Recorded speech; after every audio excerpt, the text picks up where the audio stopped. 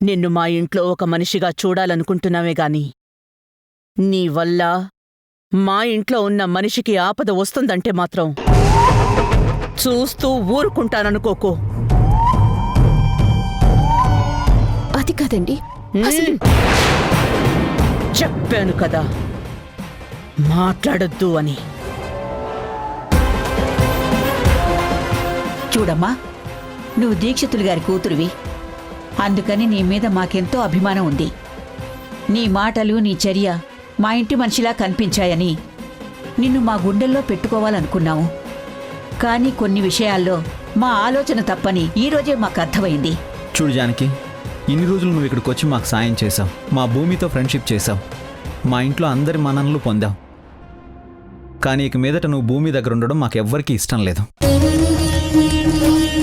అసలు నా తప్పే లేకుండా నన్ను ఇంతలా నిందిస్తున్నారు. నా మీద ప్రతి ఒక్కరూ ఎన్ని మాటలు అంటున్నారు.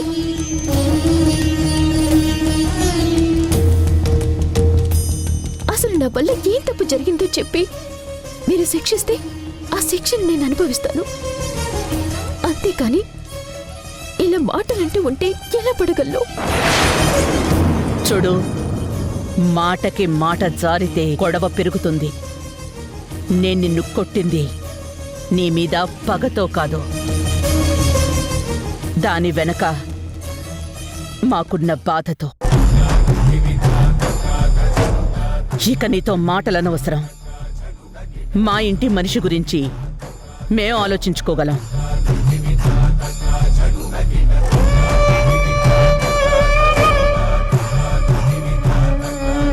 మా మనిషికి ఎలా ధైర్యం చెప్పుకోవాలో, తనని కంటికి రెప్పలా ఎలా చూసుకోవాలో మాకు తెలుసు. నీ సహాయం మాకక్కర్లేదు. దీక్షితులు గారి కూతురివి కాబట్టి నువ్వు చేసిన తప్పుకి ఒక్క దెబ్బ కొట్టి సరిపెట్టాను. అదే ఇంకొకరైతే ధర్మపీఠం ముందు నిలబెట్టి 100 కొరడా దెబ్బలు కొట్టించి ఒళ్ళంతా చీల్చేసుండేదాన్ని.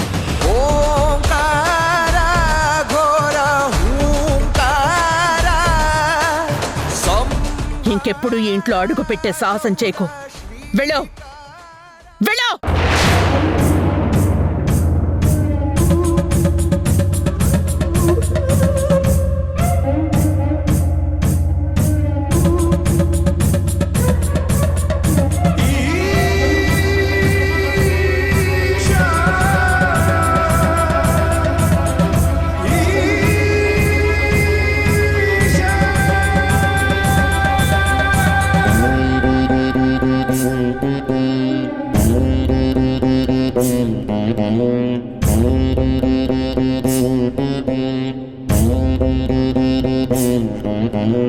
లోకాల నేలగలవు, శోకాలు బాపగలవు, నేను కొలిచే ప్రతి జీవిలో కొలువుండగలవు.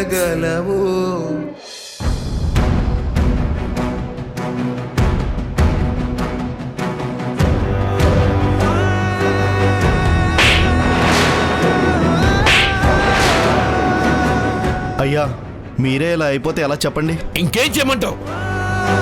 20 ఏళ్ల నుంచి నా కన్న కూతురు ఎప్పుడు వస్తుందా అని ఎదురు చూస్తూ వచ్చాను. కానీ ఈరోజు చేతకాని వాళ్ళ ఒట్టి చేతులతో వచ్చారు. కొట్టా చంపాలా వీళ్ళని. అయ్యా అయ్యా, మీరే ఇలా ఆవేశపడిపోతే ఎలా చెప్పండి? తీసుకొద్దామని వెళ్ళారు, కానీ తీసుకురాలేకపోయారు. అయినా అందరికీ తెలుసు కదా, అది బొబ్బులి కుటుంబం. ఆ ఊరికి ఎంత బలం ఉందో అది మర్చిపోతే ఎలా? నన్ను ఆ ఊళ్ళో అడుగు పెట్టకుండా ఆ ఊళ్ళో వాళ్ళు కట్టడి చేశారు.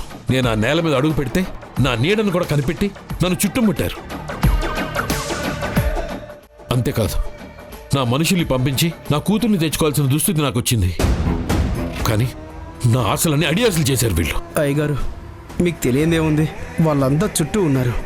అవకాశం కోసం ఎదురు చూసాం. ఒకసారి అవకాశం రాగానే తీసుకొచ్చేసాం. కానీ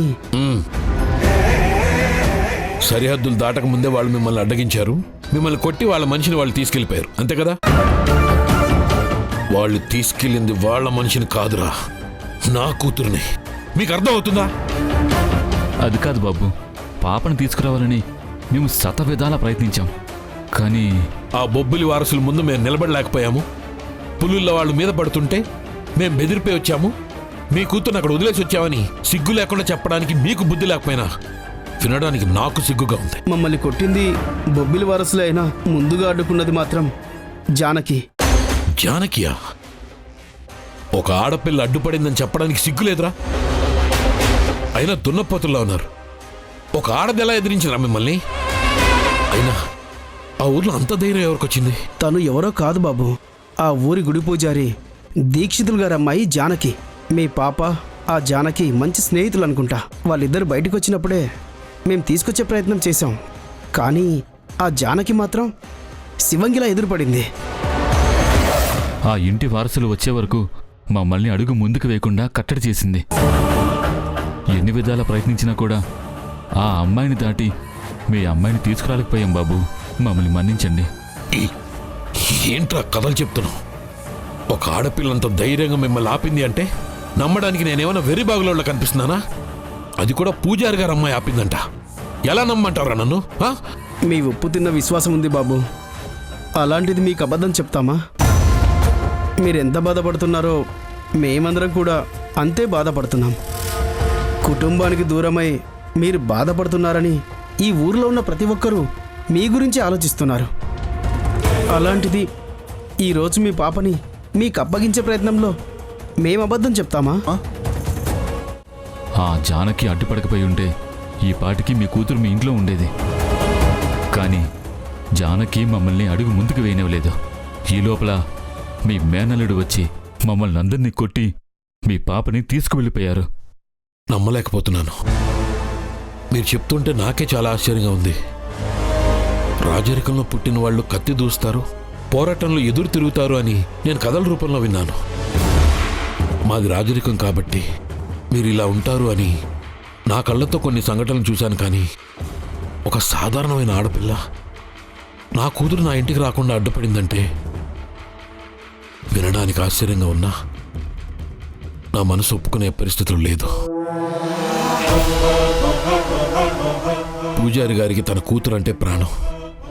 మరి అలాగే నా కూతురు అంటే నాకు కూడా ప్రాణం ఉంటుంది కదా. ఆయన కూతురు నా కూతురుని అడ్డుకుంటే ఈ విషయం అంతా తేలిగ్గా వదిలేస్తాను. వెళ్ళి ఆయనతోనే తేల్చుకుంటాను.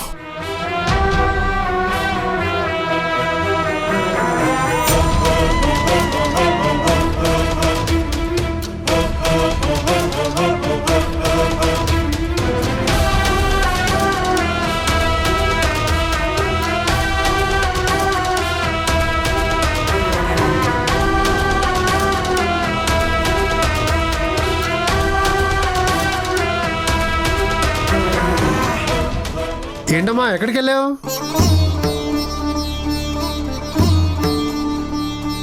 ఎక్కడికి వెళ్ళావంటే మాట్లాడమే.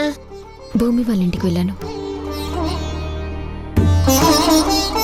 ఏంటమ్మా ఇది? వెళ్ళేటప్పుడు ఒక మాట చెప్పాలి కదా. అయినా ఇప్పుడు నువ్వు అక్కడికి ఎందుకు వెళ్ళావు? భూమి భయపడుతుందంటే ఓదార్చడానికి వెళ్ళాను. అసలు భూమికి ఎందుకు ఇలా జరిగిందని నేను అడుగుతుంటే వాళ్ళెవరూ సమాధానం చెప్పకుండా నా మీదే అరుస్తున్నారు. ఎందుకమ్మా నీకు అనవసరమైన విషయాలు? భూమిని చూసుకోవడానికి ఆ కుటుంబం మొత్తం ఉంది. నిన్ను చూసుకోవడానికి నేను మాత్రమే ఉన్నాను. దయచేసి ఆ ఇంటి వైపు కానీ ఆ భూమిని చూడటానికి కానీ వెళ్ళొద్దు. అదేంటి నాన్న అలా అంటావు? భూమి నన్ను ఎంతగానో అభిమానిస్తుంది. తను నాకు సొంత చెల్లిలా కనిపిస్తోంది. అలాంటి నా చెల్లెలకి కష్టం వస్తే నేను నిలబడకపోతే ఇంకెవరు నిలబడతారు? నీకు ఎలా చెప్తే అర్థమవుతుంది జానకి? భూమి నీకు పరిచయమై కొద్ది రోజులు మాత్రమే అవుతుంది. ఇంతలోనే అంత ప్రేమ పెంచుకుంటే ఎలా? జరిగింది చాలమ్మా. ఇక ఆ ఇంటి వైపు చూడకు, మన ఇంట్లోనే ఉండు. నీకు అర్థమవుతుందా? నాన్న, నీ భయం ఎప్పుడు ఉండేదే కానీ భూమి గురించి చెప్పు. ఆ ఇంట్లో వాళ్ళు ఏదో నిజం దాస్తున్నారు నాన్న. అసలు భూమిని ఎత్తుకెళ్లాల్సిన అవసరం ఎవరికుంటుంది? అదే అడుగుతుంటే వాళ్ళు చెప్పకుండా నా మీద కోపం పెంచుకుంటున్నారు. ఆ ఇంటికి సంబంధించిన అన్ని విషయాలు మీకు తెలుసు కదా నాన్న. కనీసం నువ్వైనా చెప్పు.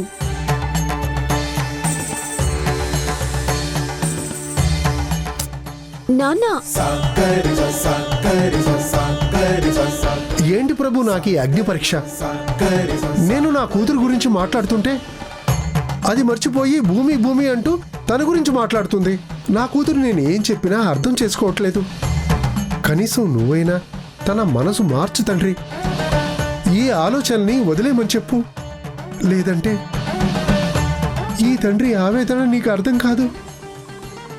తనకేదైనా జరిగితే నేను ప్రాణాలతో ఉండలేను. నాన్న, నాకేదో జరుగుతుందని నువ్వెందుకు భయపడుతున్నావు? పాపం భూమి. అయ్యో, నువ్వు నాకన్నా చిన్నదానివి. అయినా సరే నేను నీకు చేతులెత్తి దండం పెడతాను. ఈ విషయాన్ని ఇంతటితో వదిలే. దయచేసి ఇంకేమి నన్ను అడక్కు, నువ్వు ఆలోచించకు. నాన్న,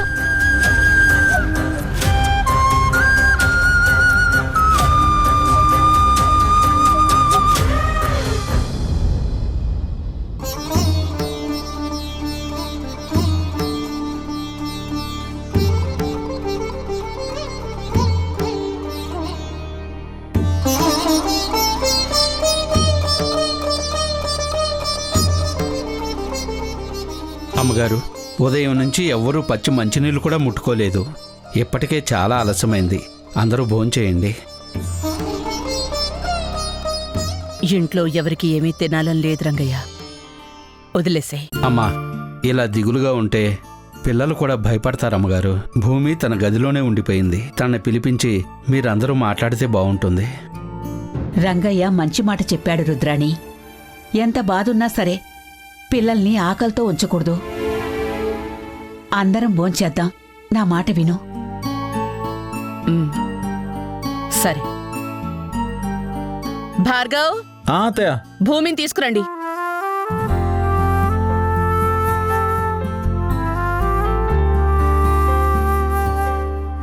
భూమి రా, కూర్చో.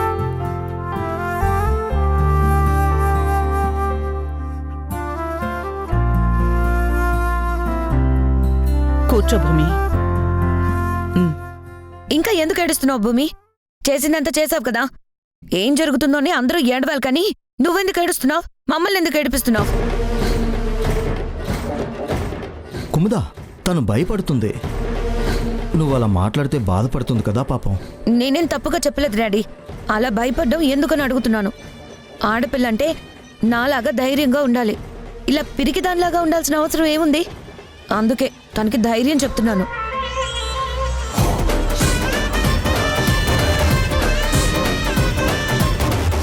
నా మాట కొంచెం కఠినంగా ఉంటుంది కాబట్టి అది కోపంలో కనిపిస్తుంది.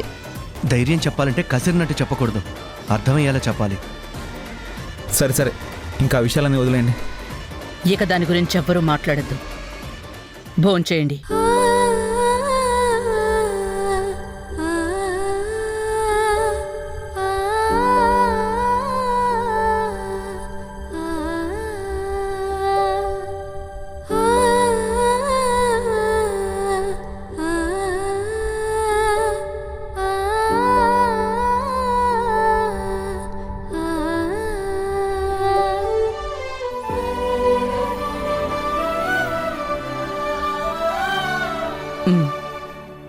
పెద్దమ్మా, మిమ్మల్ని ఒక మాట అడగొచ్చా?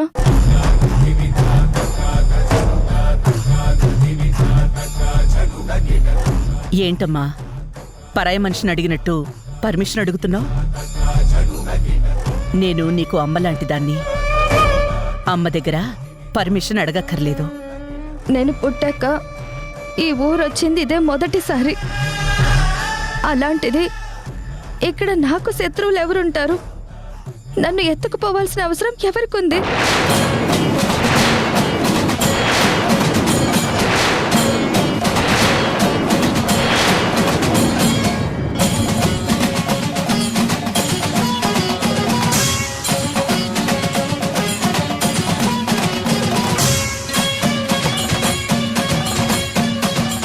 ఆ విషయం వదిలేమని చెప్పాను కదా భూమి, మళ్ళీ ఎందుకు దాని గురించి అడుగుతున్నావు? అవును భూమి, నువ్వు అది గుర్తుపెట్టుకున్నంత వరకు ఇలా భయపడుతూనే ఉంటావు. దాని గురించి మర్చిపో. మర్చిపోవడానికి జరిగింది చిన్న సంఘటన కాదు కదా బావా. నా నీడని చూసినా భయపడే నన్నే ఎత్తుకెళ్లాలని ప్రయత్నించారంటే ఎంత భయపడి ఉంటానో ఆలోచించండి.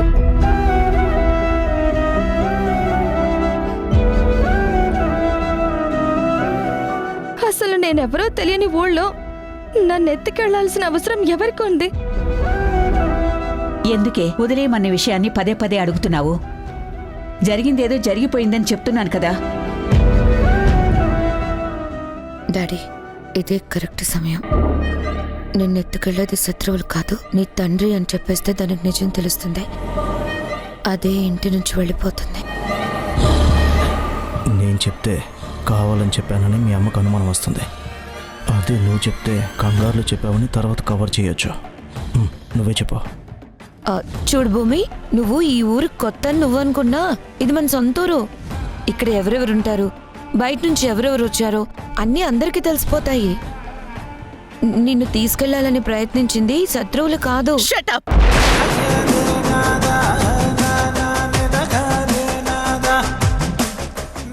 ఏం మాట్లాడుతున్నావు? అది కాదు మమ్మీ. Stop it! నువ్వేం చెప్పాలనుకుంటున్నావో మా అందరికీ తెలుసు. ఎందుకు పెద్దమ్మా? తనేదో చెప్తుంటే మీరు ఆపుతున్నారు. అదేం లేదు భూమి, ఎందుకులే బయట విషయాలు నీతో డిస్కస్ చేయడం అని అత్తయ్య ఉద్దేశం. అంతేనా? అంతకు మించి ఇంకేముంటుందే? నువ్వు పుట్టి పెరిగాక ఈ ఊరిని చూసింది ఇదే మొదటిసారి కదా. అనుకోకుండా ఏదో జరిగింది, దాన్ని ఇక్కడితో వదిలేసేయ్. ఎలా వదిలేయమంటావమ్మమ్మ? సిటీలో అన్నేళ్లున్నాం. ఇల్లు, కాలేజ్ తప్ప నాకు ఇంకో ప్రపంచమే తెలీదు. నేనంటూ ఒక మనిషినున్నానని మన చుట్టుపక్కలున్న వాళ్ళకు కూడా తెలీదు. అలా పెరిగాను. అలాంటిది నా మీద ఎలా జరిగింది అంటే అంత తేలిగ్గా ఎలా వదిలేయమంటావు?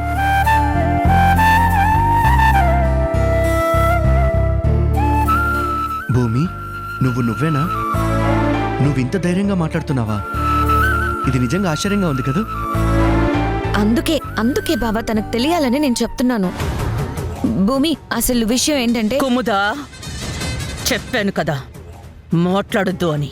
రుద్రాణి, తను ఏం చెప్పాలనుకుంటుందో వినకుండా ముందే ఎందుకు ఆపుతున్నావు? ఏం జరిగిందో తనకి తెలియకపోయినా భూమి దగ్గర మాట్లాడితే ఏం జరుగుతుందో మీకు తెలుసు కదా. ఎలా సమర్థిస్తున్నారు? పెద్దమ్మా, ఇలా నాకు అర్థం కాకుండా ఎవరూ మాట్లాడొద్దు. దయచేసి ఏం జరిగిందో చెప్పండి. నాకే ఎందుకు ఇలా జరిగిందో తెలుసుకోవాలని ఉంది. చూడమ్మా, ఇందులో నువ్వు భయపడాల్సింది ఏమీ లేదు. ఈ ఇంటి మీద పగ సాధించాలి అనుకునేవాళ్ళు మమ్మల్నేమీ చెయ్యలేక అమాయకురాలివి అని తెలుసుకుని నిన్ను తీసుకెళ్లే ప్రయత్నం చేశారు. మనమందరికీ మంచి చేస్తామని అమ్మమ్మ చెప్పింది. ఈ ఊళ్ళో అందరూ మిమ్మల్ని గొప్పగా చూస్తారని ఇక్కడికొచ్చాక నాకు అర్థమైంది. అలాంటిది మనకి శత్రువులు ఎలా ఉంటారు? పిచ్చి తల్లి, బొబ్బిలి వంశం అంటే 32 గ్రామాల ప్రజలకి కనిపించే దైవంతో సమానం. ఇక్కడున్న వాళ్ళందరూ ధైర్యంగా బ్రతుకుతున్నారు. వాళ్ళకి ఏ కష్టం వచ్చినా మన కుటుంబం వాళ్ల వెనకాలే ఉంటుందని వాళ్ళందరూ మనల్ని నమ్ముతున్నారు.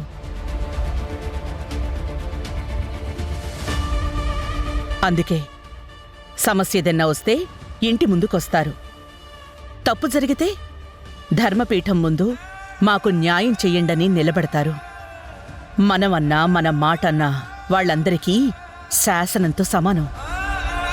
మరి ఇంతమంది కోసం పోరాడుతున్న వాళ్ళకి ఎంతో కొంతమంది శత్రువులుంటారు కదా. దైవానికి కూడా రాక్షసుల రూపంలో శత్రువులు ఎదురవుతూనే ఉంటారు. అలాంటిది మనం మనుషులం, మనకి శత్రువులు లేకుండా ఎలా ఉంటారు? అలాంటి వాళ్ళు నన్ను తీసుకెళ్తే వాళ్లకు ప్రయోజనం ఏముంటుంది పెద్దమ్మా? అబ్బో, నువ్వు అమాయకురాలివి. చిన్న విషయానికి కూడా ఏడుస్తూ కూర్చుంటావని అనుకున్నాను, కానీ తెలివైన ప్రశ్నలో వేస్తున్నావు. మమ్మీ, దీనికైనా సమాధానం చెప్పు. నేను చెప్తున్నాను కదా, మధ్యలో నువ్వు మాట్లాడాల్సిన అవసరం లేదు. చూడమ్మా, భార్గవ్, అభిలిద్దరూ మగపిల్లలు.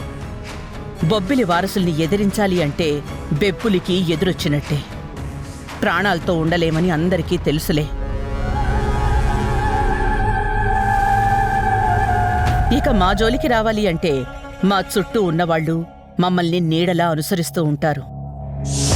మా మీద ఏ చిన్న ప్రయత్నం చేయాలన్నా అది మాకు తెలిసిపోతుంది. తొలిసారిగా నువ్వొచ్చావు. జానకితో నువ్వు బయటికి వెళ్ళావు.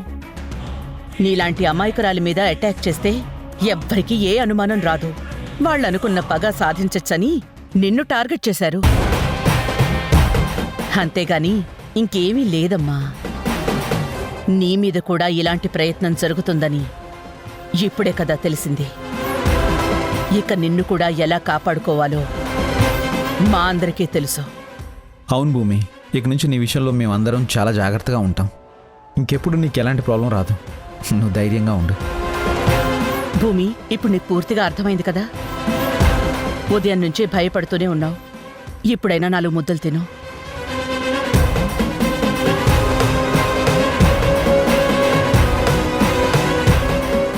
చూసావా అమ్మా, మీ అమ్మకి చెల్లెల కూతురు మీద ఎంత మమకారం ఉందో. తనకి నిజం తెలియకుండా దాచడమే కాకుండా అమ్మలా అపురూపంగా అన్నం తినిపిస్తుంది. అవును డాడీ, మమకారం ఎంతైనా చూపించమనండి. కానీ వీళ్ళందరూ అనుకున్నది జరగదు అని తర్వాత వాళ్ళకే తెలుస్తుంది.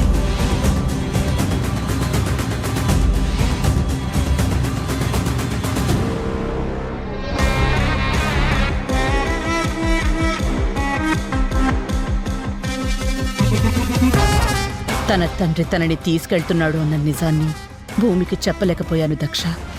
ఎందుకంటే అది తెలిసిన మరుక్షణం తనక్కడికి వెళ్ళిపోతాను అంటుంది.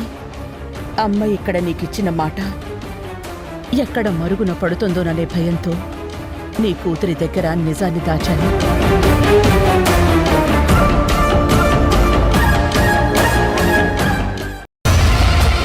చూడు, నువ్వు కూడా జానకిలాగా ప్రతి విషయాన్ని సిల్లీగా చూస్తే మాత్రం నేను చాలా సీరియస్గా రియాక్ట్ అవుతాను. ఎవరు ఇక్కడ సిల్లిగా తీసుకోలేదన్నయ్య. ఒక్కటి ఆలోచించు. జానకి మన భూమి గురించి ఆలోచించింది. తనకి ధైర్యం నింపాలనుకుంది. మన భూమిలో ఉన్న భయాన్ని పోగొట్టి ఒక మంచి ఆడపిల్లగా ధైర్యవంతురాలుగా మార్చడానికి ప్రయత్నించింది. బయటికి తీసుకెళ్లి అన్ని విషయాలు చూపిస్తే తనకన్నీ తెలుస్తాయన్న ఉద్దేశంతో తీసుకెళ్ళుంటుంది. ఇలా జరుగుతుందని జానకి ఏమైనా కలగంటుందా? లేదా ఇలా జరగాలని జానకి ఏమైనా ప్లాన్ చేసిందా? ఇందులో జానకి తప్పే ఉంది.